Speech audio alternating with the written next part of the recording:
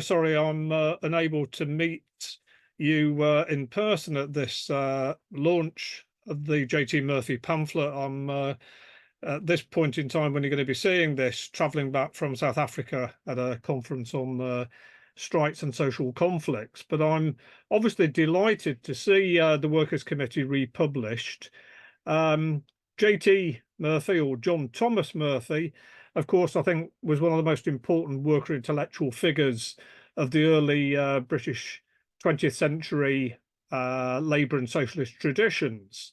Like a number of people of his generation, he left school very early at the age of 13. In his case, he went to work at the Vickers Brightside Engineering Works in Sheffield, where he took an apprenticeship and, by his own account, spent much of his time avoiding the glare of the foreman in order to be able to read radical literature hidden behind the lathes in the factory. He became an active shop steward, became a militant syndicalist socialist. He was involved in the Daily Herald's campaign of solidarity with the Dublin locked-out workers in 1913, at which he helped organise a meeting with Jim Larkin, and he actually travelled to Dublin and met and spoke with James Connolly, who of course had just come back from America, where he'd spent quite a bit of time working with the industrial workers of the world, or the wobblers as they were colloquially known, revolutionary unionists.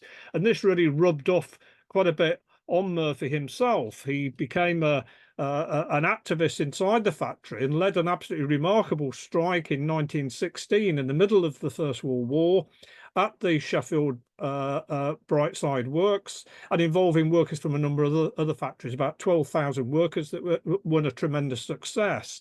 And it helped to kickstart the spread of shop stewards' workplace union organisation in many of the munitions factories across the city. It led to a city-wide stewards' body known as the Workers' Committee to coordinate its activities. And of course, similar developments were taking place in a number of other parts of the country, in Clydeside, Barrow-on-Furness, and so on.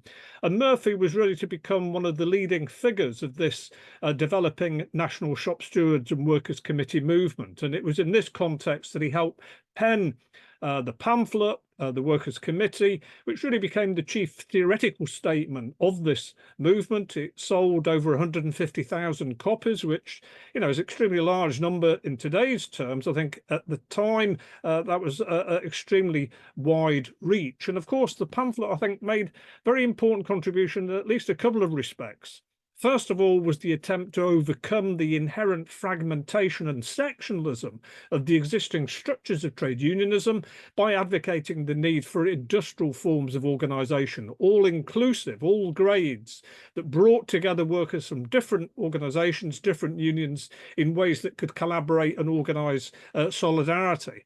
And in addition, I think the pamphlet went beyond the pre-First World War pamphlet, The Miner's Next Step, developed by the Unofficial Reform Committee inside the South Wales Miners' Federation, that had critiqued bureaucratic trade union officialdom. Really, Murphy's Workers' Committee extended this to argue that here was the mechanism by which such officials could be challenged, that rank and file shop stewards organisation was the means by which workers would be able to organise independently of those officials if and when that became necessary.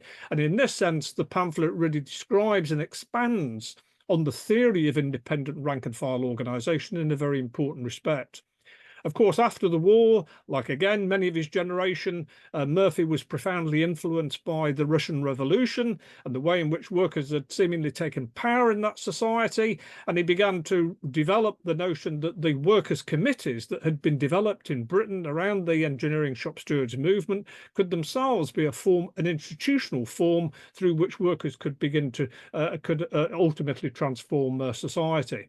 And then, of course, Murphy was to join the Communist Party, was to become an industrial organiser in the 1920s. And I think really the pamphlet, of course, the circumstances of today are completely different from then. But I think insofar as the pamphlet helps us to, when we look back on the strike wave of 22 to 23, you know, some important strikes still continuing now, It's themes about the need for industrial forms of organisation, the need for rank and file grassroots forms of organisation, such as NHS says no, and the need for networks of resistance across different unions and across different industries that can build for solidarity in the way in which organisations like StrikeMap and so on are developing. I think these speak to us in today's conditions in a remarkably, important fashion. So I hope you enjoyed the evening, and will buy a copy of the pamphlet if you've not already done so.